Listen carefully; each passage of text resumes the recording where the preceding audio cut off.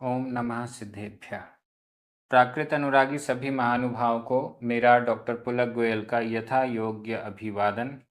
सादर जय जिनेन्द्र। प्राकृत जैनागम प्रतियोगिता के 5वें सीजन में आप सभी का स्वागत है।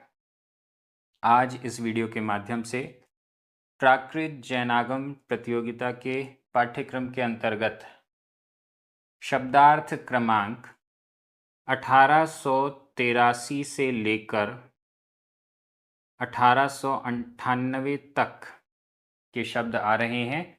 इन शब्दों में आपको नरक की जो 7 भूमियां हैं और नरक के नाम, 7 नरक और 7 उनकी भूमियां, इनके नाम आपको मिलने वाले हैं। इन सभी का मैं एक बार उच्चारण कर रहा हूं।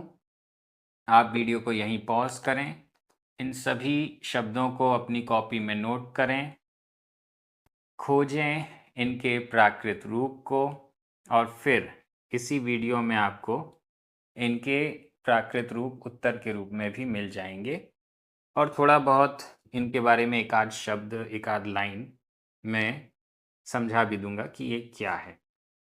चलिए। भूमि, रत्न प्रभा, शर्करा प्रभा, शर्करा प्रभा, बालुका प्रभा, बालुका प्रभा, पंक प्रभा, धूम प्रभा, तमः प्रभा, महातमः प्रभा, नरक, धम्मा, वंशा, मेघा, अंजना, अरिष्टा, मघवा और माघवी। ये 7 भूमियां और इन 7 भूमियों में 7 नरक, इनके नाम आपके सामने हो गए हैं, आ चुके हैं। और अब हम क्रमशः इनके प्राकृत रूप को देखते हैं। शब्दार्थ क्रमांक 1883। भूमि, भूमि, इसका प्राकृत रूप भी भूमि यही है, सेम। यहाँ प्रथमा विभक्ति एक वचन में भूमि, माँ में बड़ी की मात्रा हो गई है, मूल शब्द तो भूमि है, भूमि। वैसे पृथ्वी भी कह सकते थे। 7 पृथ्वियाँ अधोलोक की, नीचे वाले 3 लोक में से जो सबसे नीचे है ऐसा अधोलोक, अधोलोक की 7 भूमियाँ। ये 7 भूमियों को हम भूमि शब्द कहें या पृथ्वी कहें, दोनों चलेगा। पहले पृथ्वी का एक जीव ये शब्द आ चुका है, इसलिए पृथ्वी की जगह भूमि शब्द यहाँ पर दे दिया है। शब्दार्थ क्रमांक 1884। रत्न प्रभा, रत्न प्रभा। यहाँ इसका प्राकृत रूप है रयणपहा, रयणपहा, आधा पा पूरा पा, रयणपहा। और इसका दूसरा विकल्प भी हो सकता है रयणपभा, रयणपभा। प्रभा के लिए पहा और पभा, ये दोनों विकल्प हैं। ये बाकी भी जो 7 भूमियों में 6 भूमियों के नाम आएंगे उन सब में प्रभा शब्द जुड़ा हुआ है। तो यहाँ पर पहा या प्रभा, पभा, ये आपको प्राकृत में है। भूमि कैसी है? रत्न प्रभा है।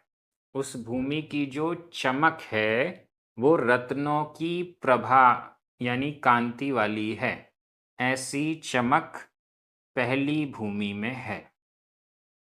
शब्दार्थ क्रमांक 1885।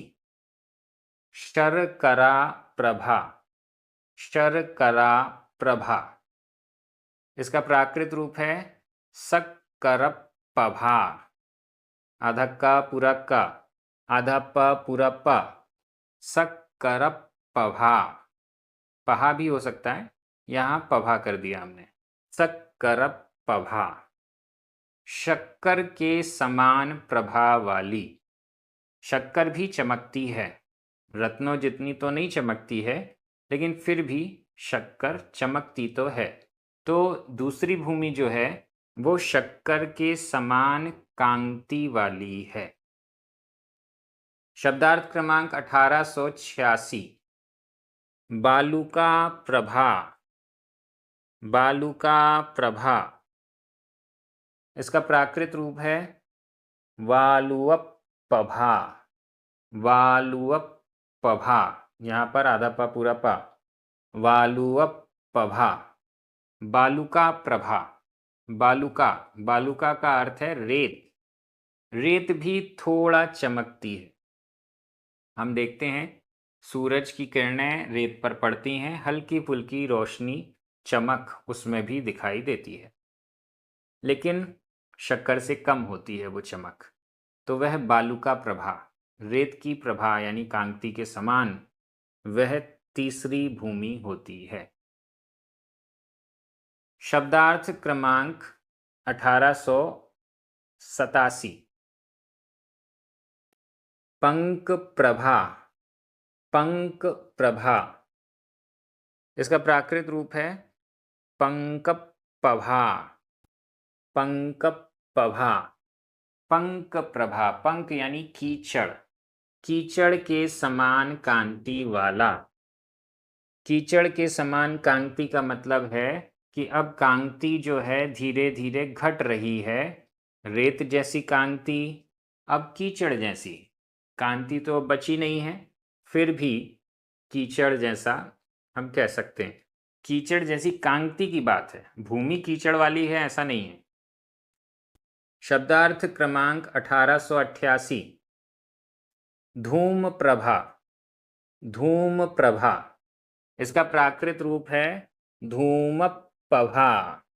धूमपभा, धूम प्रभा, धुएं के समान कांति वाली। धुआं अंधेरा अंधेरा जैसा होता है, काला काला अंधेरा, वो धुआं है। धुएं के समान कांति वाली।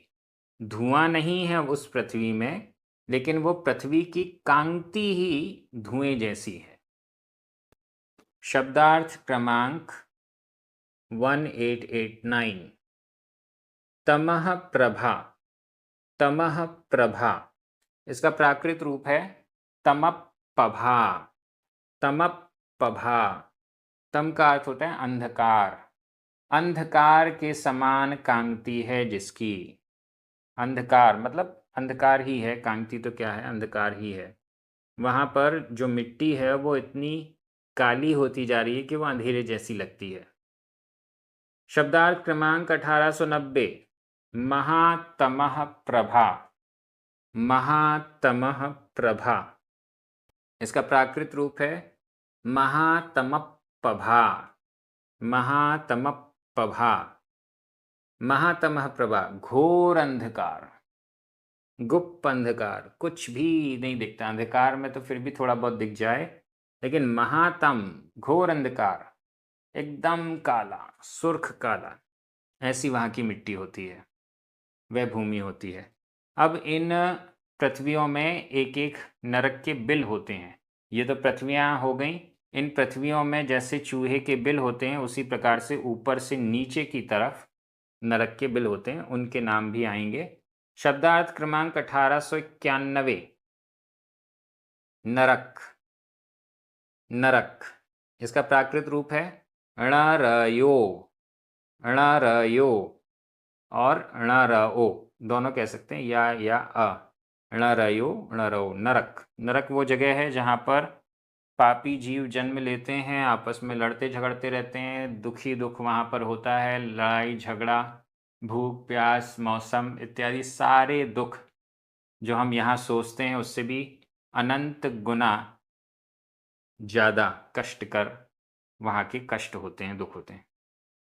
शब्दार्थ क्रमांक 1892, पहले नरक का नाम धम्मा। धम्मा, इसका प्राकृत रूप भी बराबर वही है, धम्मा।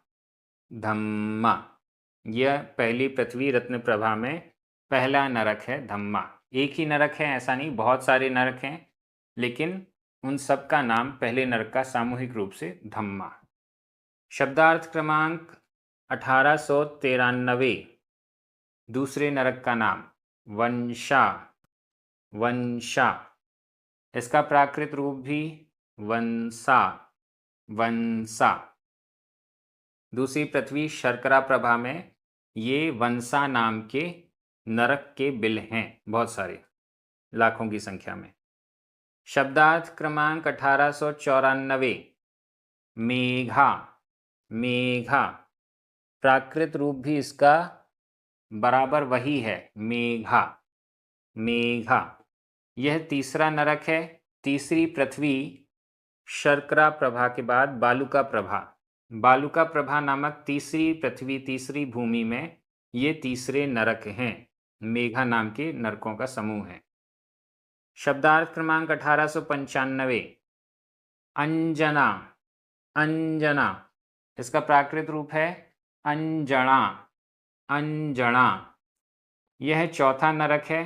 चौथी पृथ्वी पंक प्रभा में ये अंजना नाम के पूरे नरकों का समूह है। शब्दार्थ क्रमांक 1896, अरिष्टा, अरिष्टा।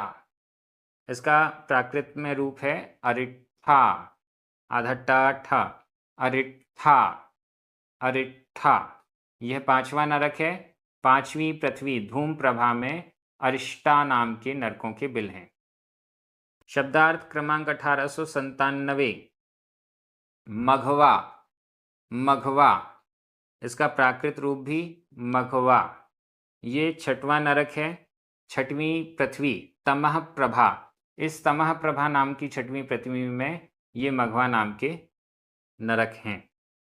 शब्दार्थ क्रमांक 1898, माघवी, माघवी। इसका प्राकृत रूप भी माघवी वैसा ही है।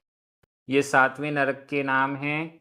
सातवीं पृथ्वी महातमह प्रभा है, इसमें ये सातवें नरकों का समूह है। इस प्रकार से आज के ये शब्द पूरे हो गए। आगे और भी शब्द आने हैं, लगभग 200 के आसपास शब्द अभी बाकी हैं।